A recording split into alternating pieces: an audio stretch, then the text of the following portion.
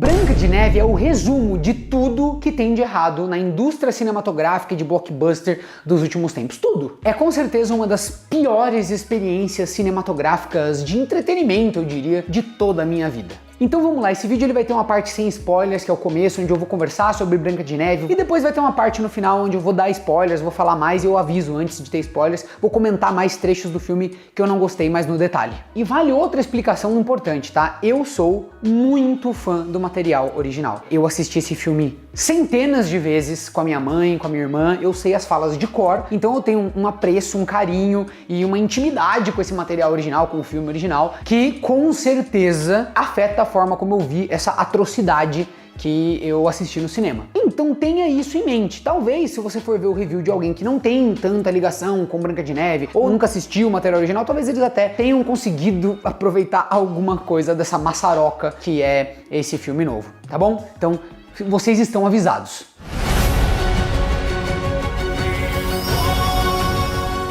Eu não sei nem por onde começar, eu fui no cinema e comecei a ser ofendido sem parar pelo que aparecia na tela, até o momento que eu realmente desisti do filme. Eu queria muito gostar. Porque o que acontece? Esse é um filme que eu acho que o remake faz sentido. É uma história realmente muito antiga, que foi contada no cinema e muito marcante para a história do cinema. É relevante para a história da Disney, é relevante para todo mundo que assistiu e pode ser relevante para toda uma nova geração. E no início do filme a gente sente esse potencial quando a gente está assistindo. Mas é bem rapidinho, tá? Logo você começa a ser mesmo ofendido por diversas coisas. Antes desse filme sair, muita polêmica foi falada ali a respeito da escolha do elenco, né? A gente teve duas grandes polêmicas. Primeiro, que não gostaram da atriz escolhida para fazer a protagonista. Muita gente criticou, falou que não parece a Branca de Neve. Eu acho até que é um campo que cabe uma certa discussão, essa coisa da escolha do elenco. Então, beleza, estava tendo essa discussão e tinha uma outra discussão, que é a polêmica da Disney no primeiro momento decidiu usar pessoas com nanismo para representar os anões do filme, e aí, por declarações inclusive do Peter Dinklage, que é uma pessoa com nanismo muito famosa lá em Hollywood, a Disney voltou para trás, tirou esses atores que poderiam ser contratados por um papel muito importante, relevante, né, e colocou computação gráfica no lugar, uns bonecão de PlayStation 3 que estão horripilantes, na minha opinião. É um negócio, nossa,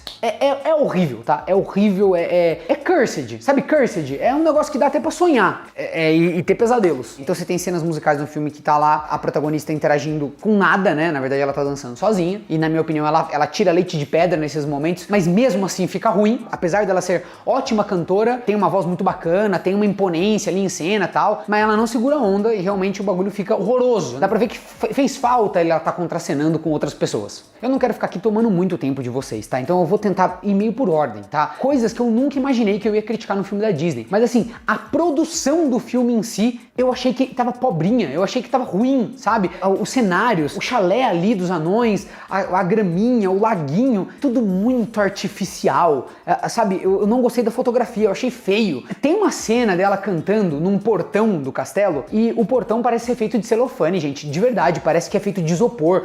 Os ferros, dá pra ver que é um bagulho meio feito de argila, sei lá. Vê se eu tô pirando, talvez eu esteja pirando nessa parte aqui, tá? Mas eu reparei muito e achei que não tá no padrão Disney. E olha que coisa contrastante e horrorosa, tá? O primeiro filme, ele é conhecido até hoje como um marco da tecnologia.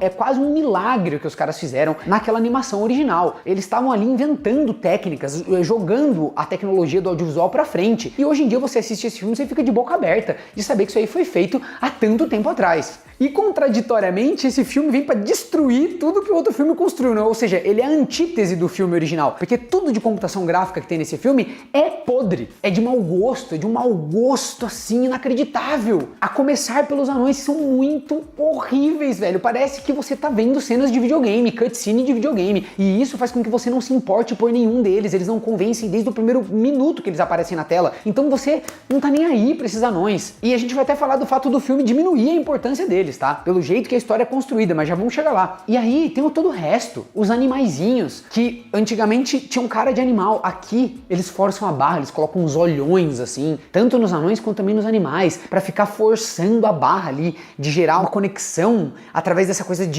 da fofura exacerbada, completamente artificializado. Uma cena que eu tava muito ansioso pra ver, por exemplo, era a cena quando a Branca de Neve entra na floresta e ela tá com medo, né? Porque ela tá numa situação de perigo, de fuga, e ela começa a imaginar a floresta como esse ser diabólico, né? A floresta como um local cheio de perigos. A imaginação dela aflora e ela fica com medo de tudo, da árvore, dos animais, né, dos olhos que estão vigiando ela. E essa é uma sequência na animação original que é incrível, é assustadora e ao mesmo tempo é muito bonita, né? Muito bem feita. E aqui, além dela ser curta, além de eles terem diminuído muito a relevância dessa cena, ela não dá nem de perto o medo, o impacto que ela dava no material original.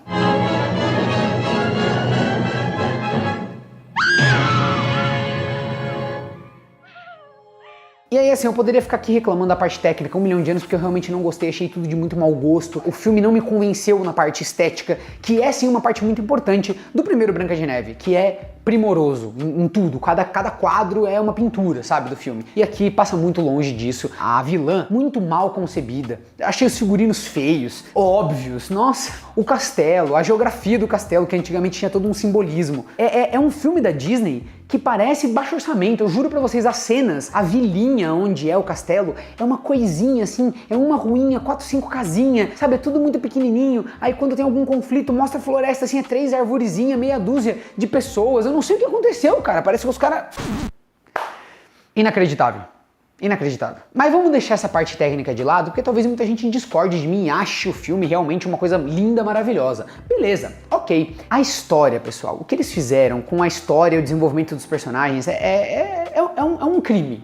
Basicamente é um crime, tá? E eu não estou aqui me opondo a gente ter uma atualização na história da Branca de Neve. Não estou, de forma alguma. Realmente é um filme muito antigo e a gente poderia ter desenvolvimento diferente dessa história. Você poderia desenvolver mais, por exemplo, o affair romântico da Branca de Neve, né? Que é o príncipe, que no final dá o beijo lá que quebra a maldição da bruxa. Realmente, a gente poderia conhecer mais ele. Lá no filme original, ele não aparece. Ele é uma figura que tá fora da história, né? Claro que por uma questão cultural da época, mas também por uma questão de limitação técnica, né? O primeiro filme era muito difícil e custoso de fazer aquilo, então eles focaram no que eles acharam que era mais interessante, que é mostrar ela com os anões, todo aquele encanto musical, etc. E ele é um coadjuvante irrelevante na história, né? Agora eu acho que sim, a gente poderia reimaginar o papel desse personagem, né? E criar motivações mais fortes ali para que essa história pare de pé num live action. Eu entendo essa necessidade. Mas é impressionante como as adaptações feitas aqui são pouco inspiradas, são feitas por alguém que não sabe o que está querendo comunicar, que não tem nenhuma ideia para esse material, que não tem nenhuma visão para esse filme. É frustrante. Primeiro, na parte mais lúdica, metafórica, simbólica do filme, é uma lambança, porque o primeiro filme pode até passar um valor um pouco mais antiquado, né, mais antigo para os dias de hoje. Você pode até dizer isso, mas ele tinha ali uma clareza, né, no que ele estava tentando mostrar. Como a Branca de Neve era esse ser puro, esse ser que emanava uma inocência, e como isso pode ser visto como uma fraqueza. Era visto como uma fraqueza pela rainha, e realmente você vê que a Branca de Neve ela tá sujeita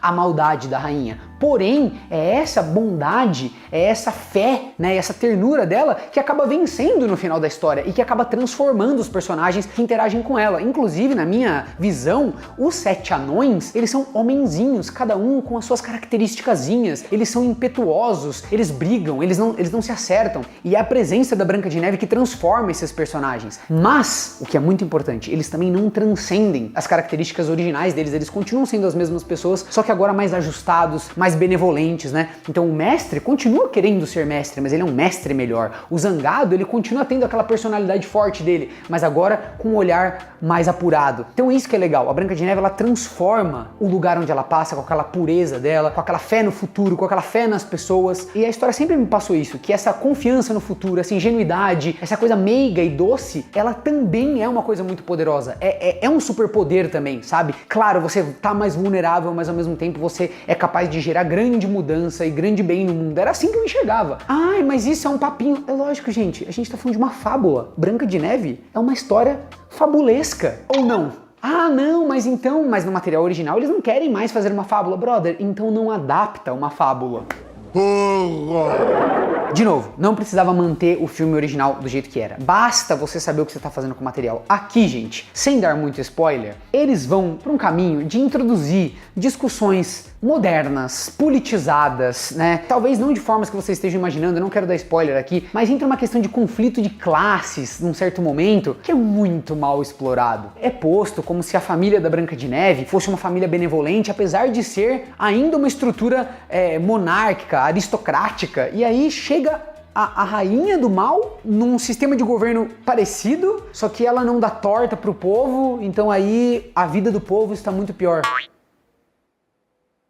Entende? Se você vai introduzir uma discussão complexa dessa no filme, então você tem que se dispor a desenvolver, mas nem é o lugar de fazer isso no meio da Branca de Neve, meus amigos. Em outros momentos, eles tiram cenas incríveis, como por exemplo aquela cena inicial onde a Branca de Neve entra na casa dos 7 anões pela primeira vez, ela vê, né, que é uma casinha, parece uma casinha de boneca, mas tá toda suja, tal, e ela fala, bom, se eu ajudar arrumando a casa, talvez a pessoa que é dona dessa casa me deixe ficar aqui. E aí ela vai lá, os animais ajudam ela, os animais lambem os pratos, os animais não sabem, né, se comportar direito, eles fazem na boa fé, e aí ela vai tentando botar ordem nos animais. E a Branca de Neve no final dessa cena dorme porque ela está cansada. Nesse filme novo, gente, isso aí não existe e acredito que seja pra não colocar a personagem feminina protagonista nessa posição de estar limpando a casa. Só que daí depois tem ela limpando a casa.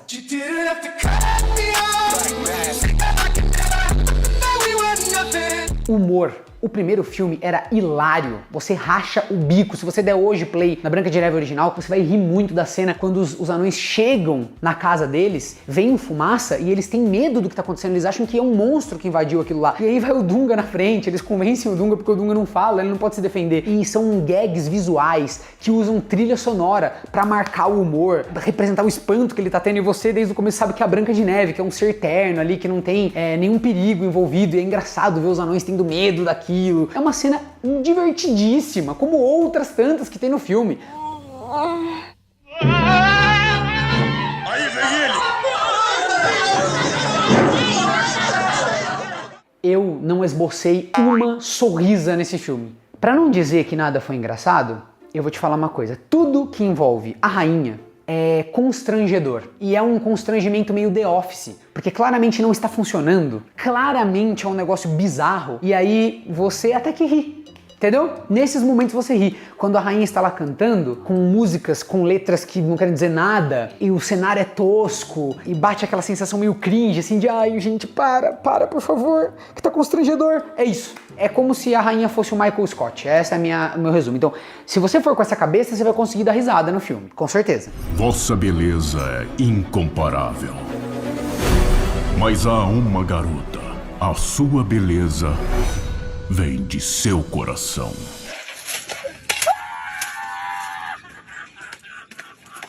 Outra coisa que me tirou do sério, gente, é que eles não colocaram os atores com nanismo pra fazer os anões, certo? Só que daí, a Disney também foi criticada pelo fato de não ter dado a oportunidade de atores com nanismo estarem empregados nesse filme. E aí a Disney vai lá e põe atores com nanismo em outros papéis. Então, por mais que seja legal a Disney ter colocado personagens com nanismo nesse filme, eu acho bacana, soa forçado. Faz o filme parecer uma cartilha, sabe? Que a Disney está seguindo ali.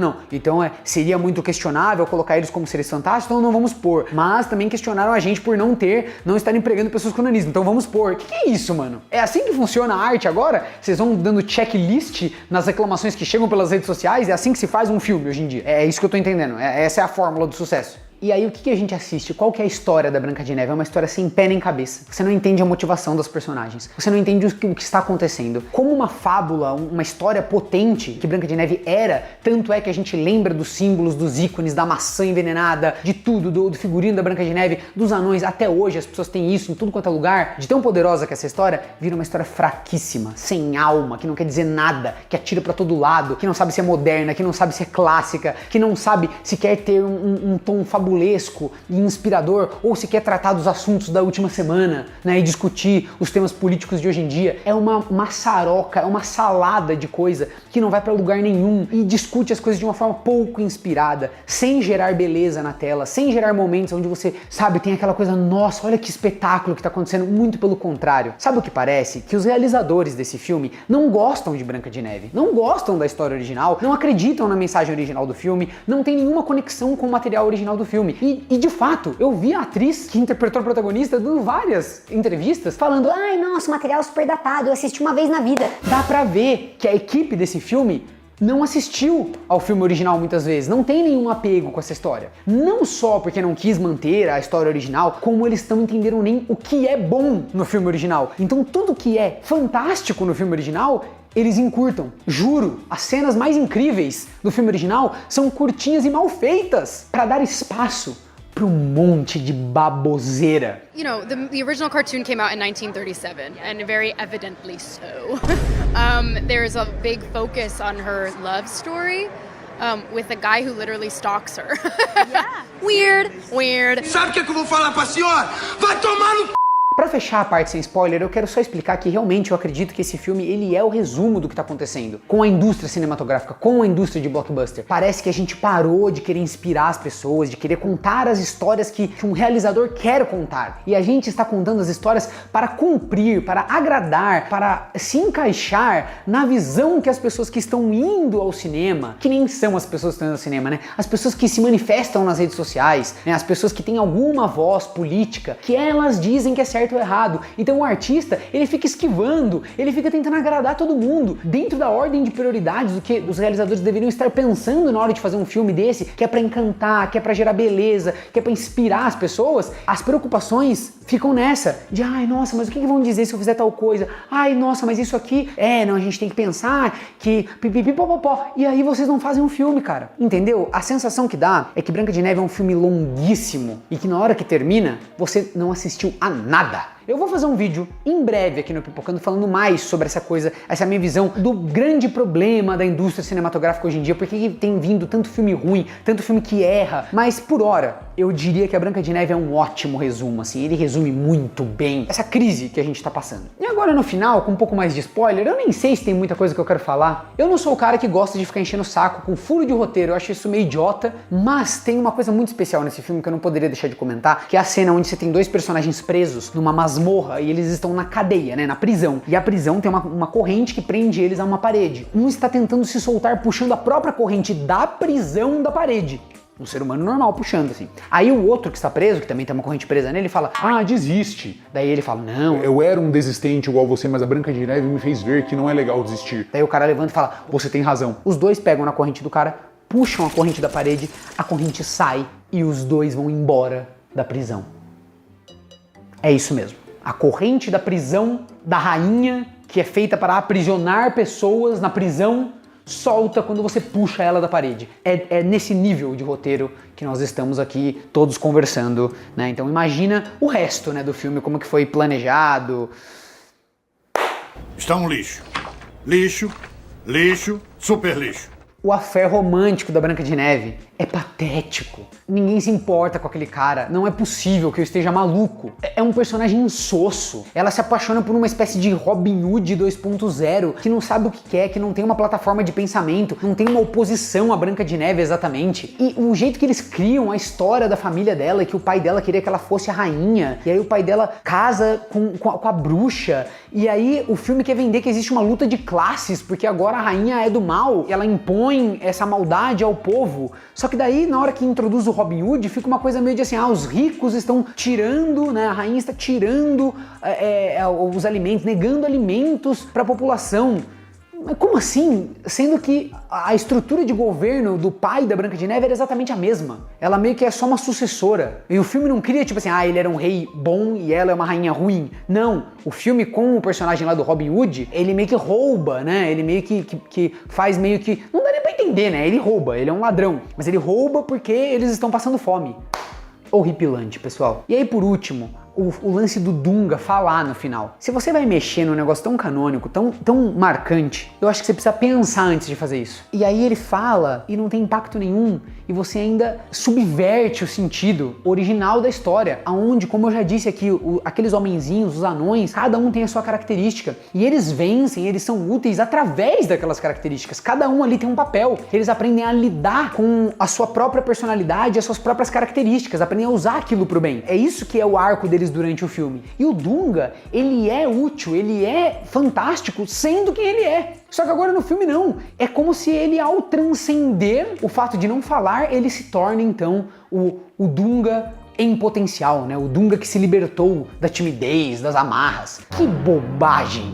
Que coisa... Eu tô ficando com raiva de novo, tá? Já fiquei com raiva ontem quando assisti o filme, estou ficando com raiva de novo. Então assim, você assistiu ao filme, tem opiniões muito diferentes da minha, por favor, coloque aqui sem ódio, tá bom? A minha irritação é diretamente com o filme, não com quem gostou. Quem gostou é super bem-vindo a comentar aqui no vídeo. Vamos fazer uma conversa legal, trocar ideia, me corrijam se vocês acham que eu estou errado. A gente vai conversando, mas assim, estou decepcionado.